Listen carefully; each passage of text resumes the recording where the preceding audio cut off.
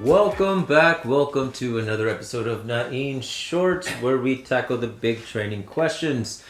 All right, maybe not that big, but it's definitely ones that run through my head and run through my my instructor's head a lot, and we discuss it because we think they matter. It's the little things that we don't really talk about. Like, for example, does your instructor ever lie to you?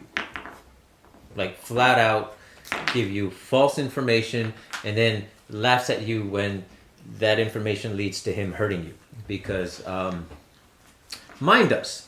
And he does it to all the students at one point or another.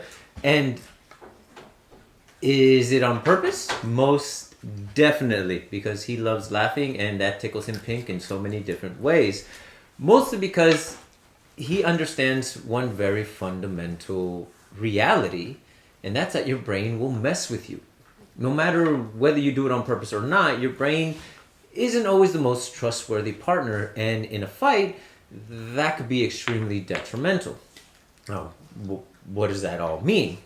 Well, it means that we can easily be distracted. We even have teachings in reference to trapping, baiting, giving people feints so they can react a certain way that gives you the advantage in a fight. Now, typically, a lot of this stuff is in sports fighting, and you can see it because over time you can set a standard of movement that the other person expects. And then when you change it up and they react to what they thought they were going to get, you can take the advantage and win by knockout or point or whatever the case may be of however things are scored in that particular art. But we have talked about this, and we even brought it up in other techniques on how to go about trapping people and getting them caught up in your rhythm and fighting your fight and all this other stuff. But we haven't really talked about what's going on in the brain. Now, we've said before how the brain has to finish a thought, finish an action in the mind, regardless of whether or not that's what's actually happening. And the thing about it is that we all do this to some degree or another. Our brains just happen to work that way. So how do we get away from that? Well, we have to be shown that it's happening. Case in point, my teacher will lie to me, say something erroneous, say something that's going to mess with my brain, despite the fact that I know better, and then take advantage of it simply to prove, yeah, regardless of how well trained you are, regardless of how long you've been doing something, your brain will still mess with you. What's the fix? Ignore the noise. Ignore the information that's irrelevant to you, including pain. And I know that's hard to believe, right? Saying, okay, well, you're in pain, you got to protect yourself, it's a human reaction. Yes, but it could also be deadly. Because if you're in a fight where there are no rules, where somebody's truly trying to harm you, and you react to every bit of pain that you feel, that's going to give them the advantage to keep on going and hurt you maybe in a way that becomes permanent.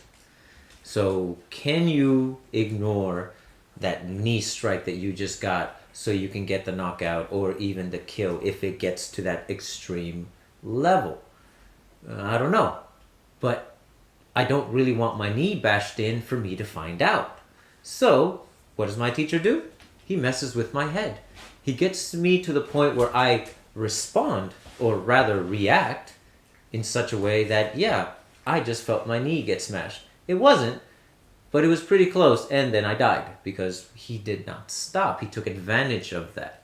But if we learn how to, first of all, ignore that information, well, then we could focus on what we need to do. And that's a big part of our teachings, is how do we get our students to focus on their task? Not a specific set of movements, but where they're trying to reach. What targets are they trying to get? And can they stay focused regardless of the fact that a stick is flying in their face or punches are coming at them? And it brought up an interesting idea of how in so many ways we're taught to take care of one thing at a time. We defend first, and then we attack. We attack, but forget to defend. So that's where we get countered and all these other things. But why do they have to be separate? Why is it two different things? Can't we teach our students to focus on their task, what they're trying to accomplish, to reach their goal, their target, while taking care of whatever happens to come along the way? I think it's possible. And we've shown it a few times, but where does it start? And if we're talking about the brain, well, that is where it starts. Because you have to have a mindset that says, this is what I'm going to accomplish regardless of what's coming at me. Sure, I might get hit along the way, but I'm going to get the better of it because I'm not concerned with what my opponent is doing. I'm only concerned with what I need to do to survive that moment and get the hell home.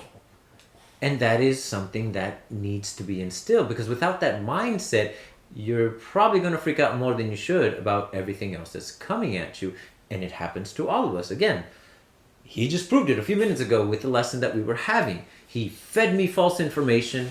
He asked me to look for the vulnerabilities in a particular drill. And in my head, I'm thinking, yeah, I got this. I'm going to find them. I'm going to do them. And then he says something to me just before we start. You're not going to find any. Now, why would I listen to him? Well, because he's the guy. He's the guy that's been teaching me for 13 years.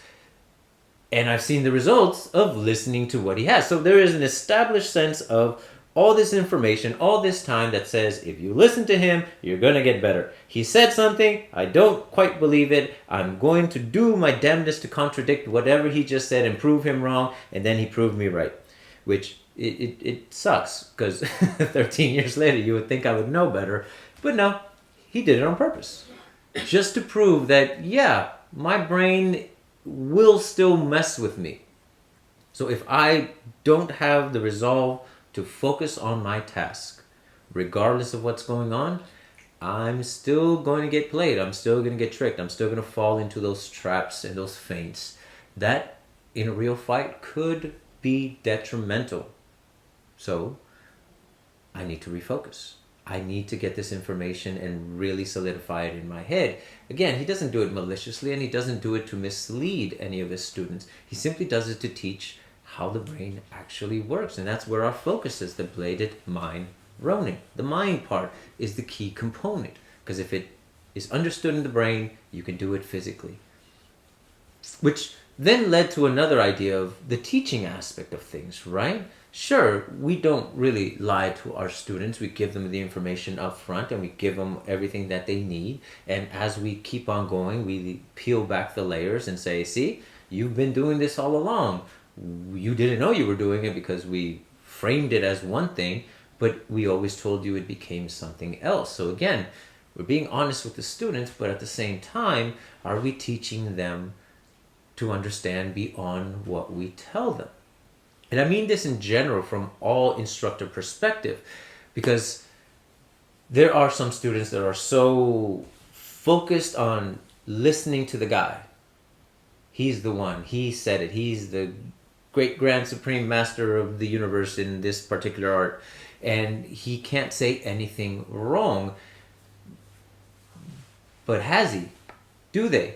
Or she, depending on the gender of the particular instructor. But do we say things that are so matter-of-fact, or in a way that sounds so matter-of-fact, that the student believes that nothing outside of that is true and nothing outside of that will work? And is that good?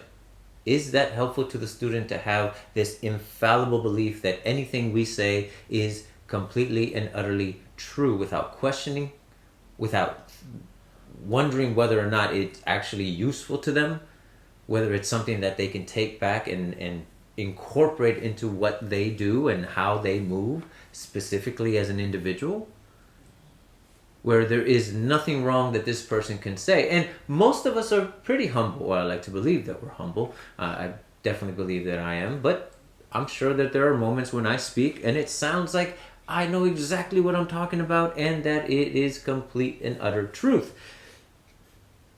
But we don't teach our students to do that for that very reason. We don't want them to take our word as gospel and it is infallible in any way, because we want them to think for themselves. We challenge them to think for themselves and question whether or not the information that we just gave them, first of all, makes sense to them.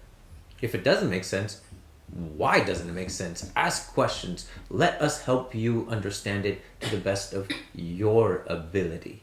And then figure it out for yourself. Figure out what it means to you and how it's going to translate into the way that you move, the way that you need that information or whatever it is that we're doing at that time.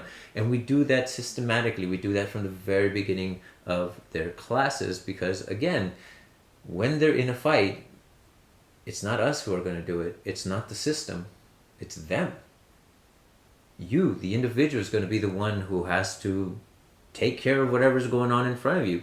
And if your focus isn't on what is actually in front of you, but rather everything you think it is or should be, well, then it's very likely you're going to get hurt. If we can't read the information as is in front of us, then we're going to have a hard time dealing with things that we don't understand, dealing with things that we expected but didn't happen because we took somebody's word as complete and utter truth and didn't look or study beyond it. And many martial artists will tell you that, yeah, they were that way in a certain time and they followed and that they did everything like they were supposed to, and then they reached the point where they realized, wait, this isn't all that there is. There are other ideas, there are other factors that we haven't even considered that would change the dynamics of what we know. And then they reinvent themselves and then they start adding some other ideas and concepts to it, and then they're no longer the pinnacle of that particular art and they create their own art. You hear the story all the time of people creating their own version of things because they realize that the information that they got was either incomplete or it was missing some key components that would make it transferable into the real world. And how many of us fall into that trap? How many of us, despite our best effort, despite wanting our students to think for themselves, miss that mark because we speak so confidently in what we say that in their brains, the way that they pick it up, it's infallible. And they don't question it. And without those questions, you're never going to really think for yourself. You're just going to follow what was told. And that could lead to a lot of issues. So are we being that careful? Are we lying to our students without really trying to, without realizing that we're doing it? Or are we giving them a platform that allows them to think for themselves, that allows them to respectfully question what is given to them and wonder whether or not it is useful to them? We talk about it all the time. Throw away what isn't useful. Keep what is. Develop the things that are good for you, the individual. But do we live it? Do we show it with our teachings? Do we leave that door wide open for the students to walk through and develop themselves how they want to? Or are we just repeating the same things that we did before, that other instructors did before, that disillusioned us over time, that we realized weren't working for us, and that we had to then restart from scratch to redevelop something that does, and then teach that? But when we teach it, do we teach that lesson as well, that development? Or do we just do like our instructors and continue on with the systematic teaching of things how they should be instead of how things are? Just one of those pitfalls as an instructor, one of those things that I think about, always trying to improve, not just as a practitioner, but as an instructor as well, to get the best results from our students. So I hope this was helpful. I hope you liked it. It's just an idea, just a thought that came about because, well, my instructor is a damn liar, but with purpose. And so far it's helped me out a lot, and I think I've developed a lot better because of it. So thank you for joining me on another one of Nain's Shorts. Until the next one. 3, 2, 1, cut!